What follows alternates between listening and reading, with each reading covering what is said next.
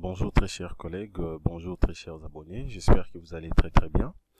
Et c'est Jean-Sing Kunga, je suis ingénieur des bâtiments et travaux publics et formateur des logiciels de génie civil.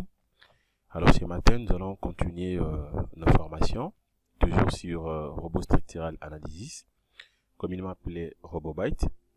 Alors nous allons faire l'analyse des résultats d'une cuve métallique. Voilà, donc rétention d'eau.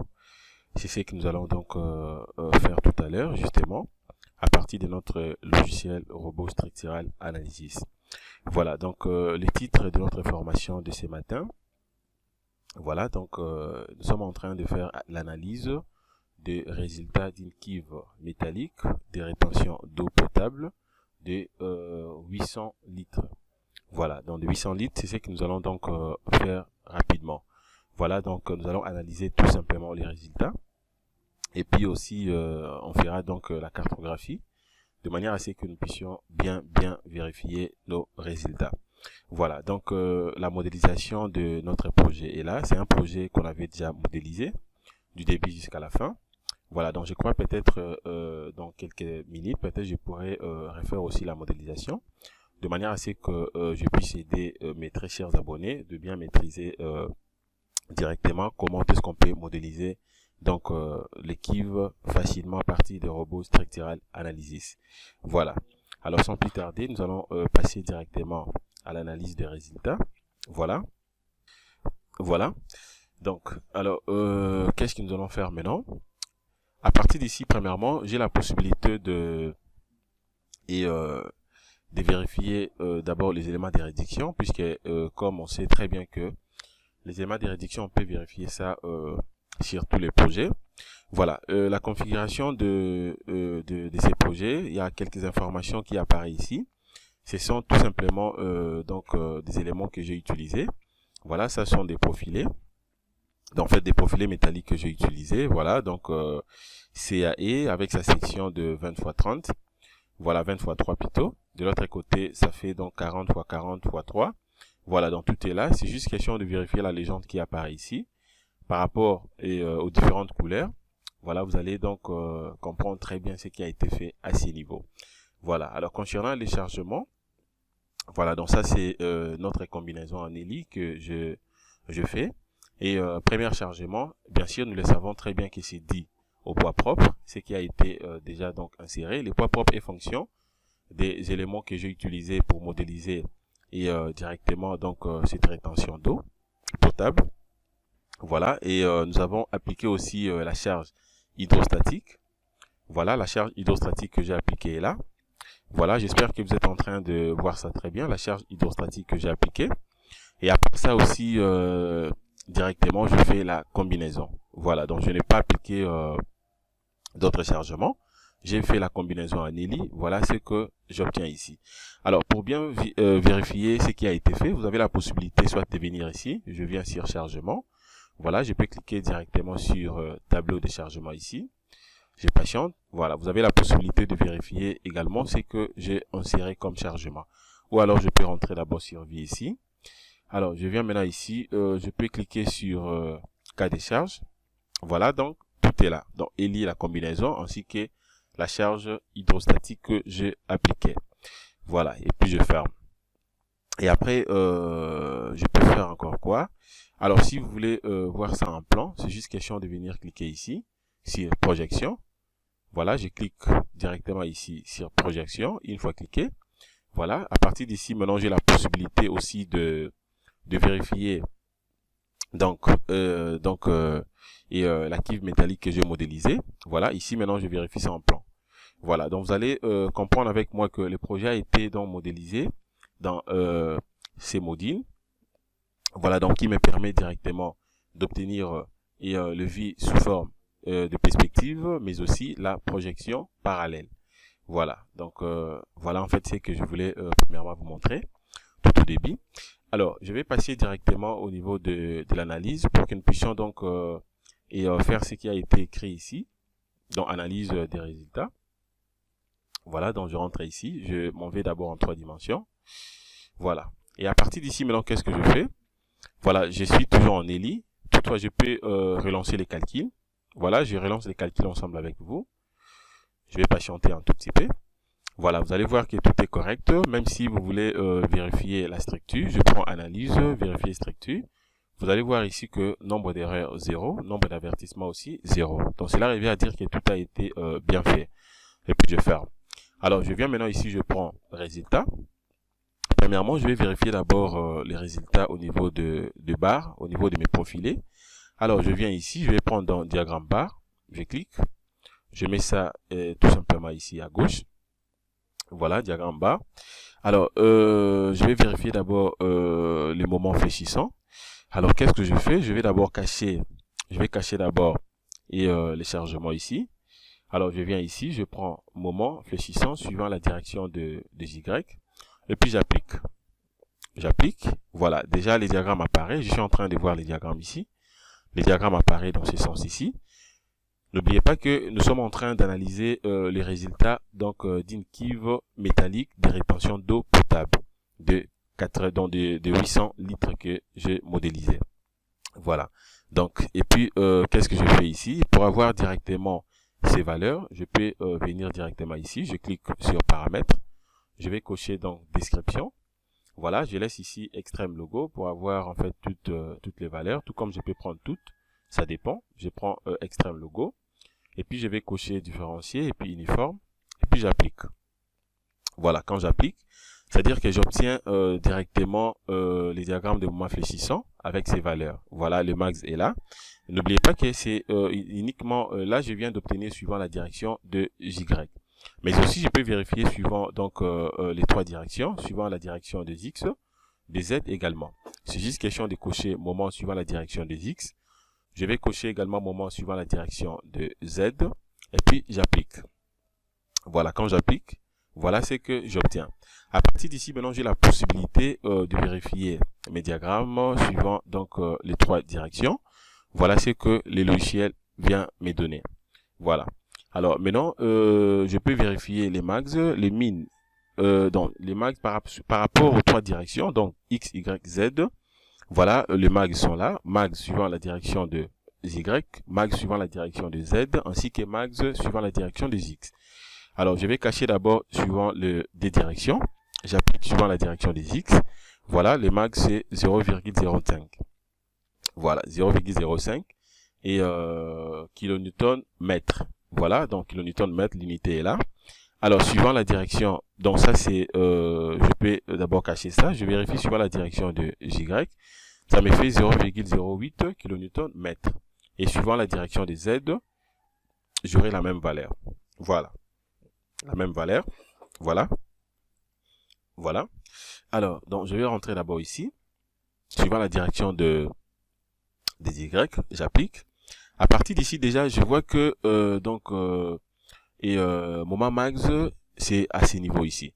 Alors, si vous avez aussi la possibilité de cacher d'autres valeurs, donc je rentre d'abord ici, je prends paramètres, je vais prendre d'abord extrême globaux pour avoir seulement le min et les max. Voilà, le max est là et le min est là, suivant bien sûr la direction de Y. Voilà. Donc déjà, je suis en train de voir ici que la barre qui m'a donné donc la valeur max est là. Alors, je peux d'abord soit isoler et la barre. Pour isoler ça, c'est simple. Je sélectionne ça. Et puis, je viens isoler ça directement ici. Voilà, je vais cliquer directement. C'est modifier sous structure dans nouvelle fenêtre. Une fois cliqué, voilà, à partir d'ici, maintenant, j'ai la possibilité d'isoler directement donc la barre en question. Voilà, donc les profilés qui m'a permis d'avoir les moments max suivant la direction de Y. Donc ici, j'ai le max, mais aussi le min. Voilà. Donc ça, c'était tout simplement pour analyser d'abord les résultats et suivant par rapport au moment fléchissant. Voilà. Alors je peux également vérifier suivant donc l'effort tranchant ainsi que l'effort normal. Alors qu'est-ce que je fais maintenant? Je peux rentrer d'abord ici. Je rentre sur vie. Alors je vais maintenant décocher moment. Je prends maintenant effort tranchant suivant la direction de Y, mais aussi suivant la direction de Z. Et puis j'applique. Voilà, quand j'applique, directement, j'ai le diagramme. Voilà, je peux toutefois venir ici pour avoir toutes les valeurs. C'est juste question de prendre soit toutes. Et puis j'applique. Voilà, mais tandis que moi, j'ai besoin tout simplement d'avoir le min et les max. Donc, je vais faire la même chose. Je prends extrême globaux et puis j'applique. Voilà. Voilà. Donc, et à partir d'ici maintenant, une fois appliqué, voilà c'est que j'obtiens ces niveaux. Alors, je vais vérifier d'abord l'effort tranchant suivant tout simplement la direction de Y. Donc, je vais décocher suivant la direction des Z. J'applique. Voilà c'est que j'obtiens. Donc, suivant la direction de Y, ça me fait 0,75. 0,75 kN bien sûr. Voilà. Voilà. Et puis maintenant, je peux vérifier aussi suivant la direction des Z. Je prends suivant la direction des Z, justement pour comparer les deux. J'applique. Ici, j'ai 0,74. Donc, je vais considérer suivant la direction des Y qui m'a donné 0,75 kN. Voilà, ça c'était pour l'effort normal. Donc, c'était pour l'effort tranchant plutôt. Alors, maintenant, je vais vérifier pour l'effort normal. Donc, je vais décocher d'abord ça. Je prends l'effort normal et puis j'applique. Voilà. Alors, je vais rentrer d'abord ici pour isoler l'effort tranchant.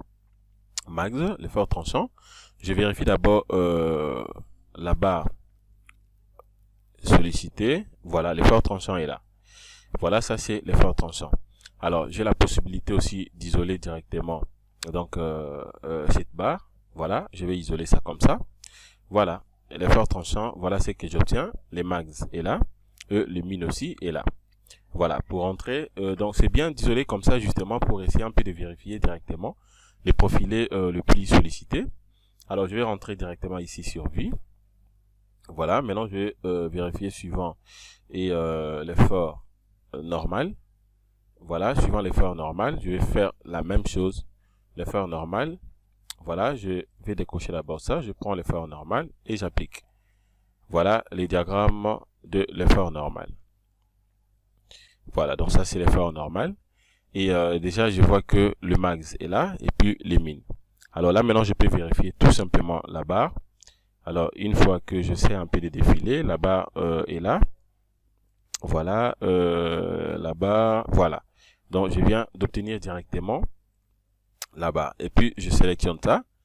Et puis, je peux isoler ça. J'isole pour essayer un peu de bien vérifier ça. Voilà l'effort. Et l'effort normal aussi est là. Donc, le max et le min.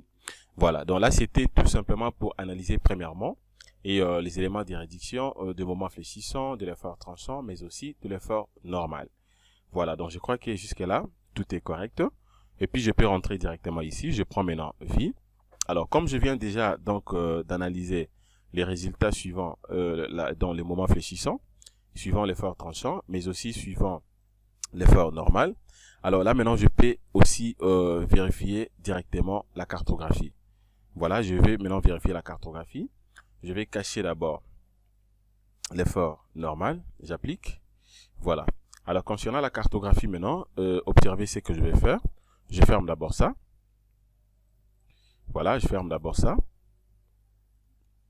Voilà. Voilà. Alors, comment maintenant je peux analyser aussi les résultats concernant donc la cartographie des panneaux bien sûr, puisque tout ça, ça représente en quelque sorte les panneaux. Voilà. Donc, qu'est-ce que j'ai fait ici? Ce sont des tôles, hein. Ce sont des tôles que j'ai utilisées pour couvrir directement notre rétention. Alors, je viens ici, je vais prendre directement résultat, et puis cette fois-ci maintenant, je prends donc cartographie panneau. Voilà, je vais cliquer sur cartographie panneau. Alors justement, donc compte tenu de disons comment, de la charge et d'eau potable de 800 litres que je viens d'appliquer ici, donc la charge hydraulique que vous êtes en train de voir ici, la charge hydrostatique. Alors cela peut faire en sorte que dans mes parois, donc mes panneaux soient complètement sollicités. Alors je vais essayer un peu d'analyser donc la cartographie des panneaux de manière à ce que je puisse vérifier quel est les panneaux les plus sollicités. Voilà, donc c'est ce que je vais vérifier ici, puisqu'il y a combien de panneaux 1, 2, 3, 4, 5, 6, 7, 8. Alors parmi les 8, normalement, je vais analyser pour essayer un peu de voir quel est le panneau le plus sollicité. Voilà. Alors pour faire ça, vraiment c'est simple. Comment je fais ça? Je viens d'abord ici, je vais commencer d'abord par moment fléchissant. Déjà, je sais que moment suivant la direction de Y, c'est là où j'ai trouvé la plus grande valeur. Alors je vais commencer d'abord suivant la direction de Y. Voilà, et puis qu'est-ce que je fais maintenant? Je viens directement appliquer ici. J'applique. une fois appliqué, déjà, je suis en train d'analyser la cartographie. Alors, vous allez voir ici que déjà, la cartographie, vous avez la possibilité d'analyser donc les résultats de la cartographie à fonction des couleurs. Déjà, en regardant comme ça, sans pourtant appliquer donc les valeurs, mais aussi les maillages au niveau de mes panneaux, je comprends déjà que les panneaux ou les parois les plus sollicités, c'est ce qui se retrouve dans cette partie. Donc, c'est en bas ici. Voilà, par rapport à sa couleur. Vous allez voir ici que ça c'est un peu jaune un peu fort, comme à peu près comme rouge, c'est un peu fort. Donc justement c'est à ces niveaux où nous avons une plus grande donc sollicitation. Voilà. Alors maintenant qu'est-ce que je fais ici? Je peux toutefois vérifier suivant direction des X, j'applique. Voilà, suivant la direction des X. Alors je vais cacher d'abord mes sollicitations. Voilà, suivant la direction des X, suivant la direction des X, Y. Quand j'applique, voilà ce que j'obtiens. Alors, je vérifie d'abord suivant la direction des X. J'applique. Voilà. Et puis maintenant, qu'est-ce que je fais ici? Je viens prendre aussi le maillage. Donc, avec maillage, j'applique. Voilà le maillage que j'ai à ces niveaux. Alors, maintenant, j'ai la possibilité aussi d'obtenir directement les valeurs. Alors, je vais cliquer justement sur la description ici. Et puis, j'applique. Quand j'applique, voilà ce que j'obtiens. C'est comme ce que je viens de vous dire là. Alors, à partir d'ici, vous avez la possibilité d'analyser. Quand j'essaie un peu d'analyser suivant la direction de Y, voilà, c'est à ce niveau où j'ai en fait de plus grandes valeurs. Ici, ça me fait 0,10. Ici, ça fait 0,09. Mais tandis que de l'autre côté ici, vous avez 0,01. Donc, c'est vraiment petit par rapport à ce que nous avons donc obtenu. Et dans cette direction. De l'autre côté, 0,01, ici 0,0. Donc partout, vous allez voir ici, d'ailleurs c'est négatif. Donc moins 0,04. C'est comme je viens de vous dire là. Donc la couleur, au niveau, donc la cartographie, en fait, ça nous permet justement de comprendre les parois dans le plus sollicité. Déjà à partir de la couleur, il y a possibilité déjà de comprendre ce que nous sommes en train de faire. Alors, suivant la direction des X aussi, je peux toutefois vérifier. J'applique. Voilà, suivant la direction des X, c'est la même chose. Ici, ça me fait 0,05. De l'autre côté, 0,0, 0,0. Ici, d'ailleurs, c'est négatif. Voilà. Donc, la plus grande sollicitation, c'est à ces niveaux. Alors, suivant la direction X, Y, j'applique. Et je vérifie encore. Voilà, toujours la même chose. Voilà, la même chose ici. Voilà. Voilà. Alors, je peux d'ailleurs tourner ça de l'autre côté. Je peux tourner. Vous allez voir que ici, c'est 0,02. De l'autre côté, c'est négatif. Alors, je tourne également de l'autre côté. Voilà. Donc, je suis en train d'analyser tout simplement la cartographie. Voilà. Et partout là.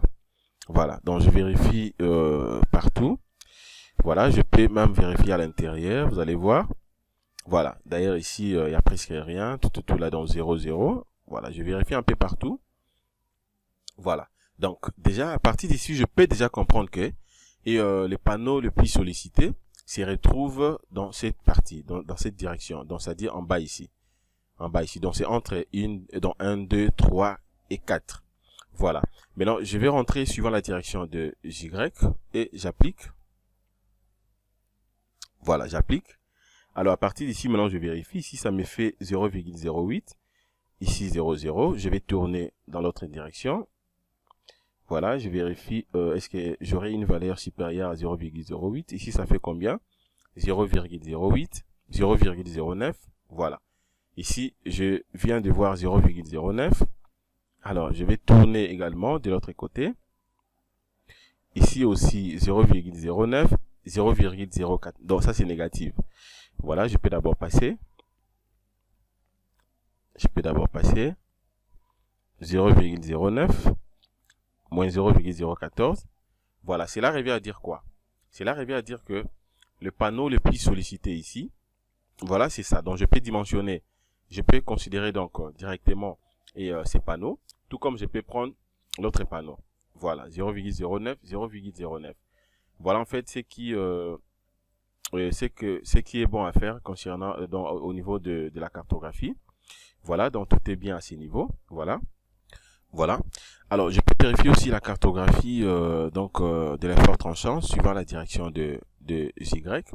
C'est juste question de prendre Y et puis j'applique. Voilà. À partir d'ici également, je vais faire la même chose. Vous pouvez vérifier aussi la cartographie de l'effort tranchant ici.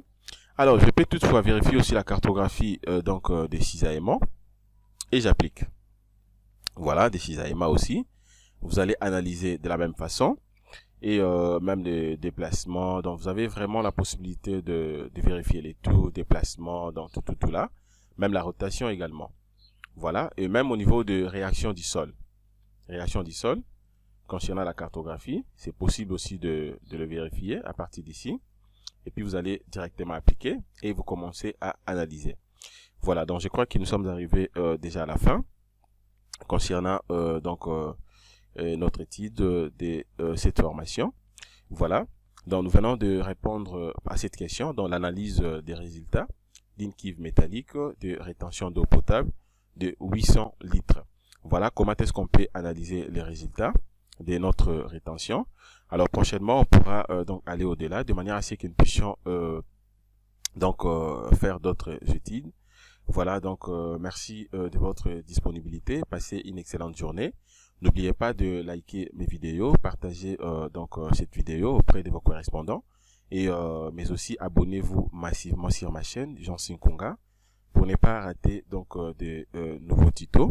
Voilà, donc c'est vrai que ces derniers temps, j'étais un peu trop occupé, c'est pour cela que je n'ai pas vraiment posté des vidéos, mais déjà je peux tout simplement vous rassurer que dans peu de temps, on aura beaucoup de vidéos. On va faire d'autres logiciels également, comme Alizé, donc plein de logiciels, puis Motion. On fera aussi Limio 10. Donc vraiment, il y a plein de formations, même Revit.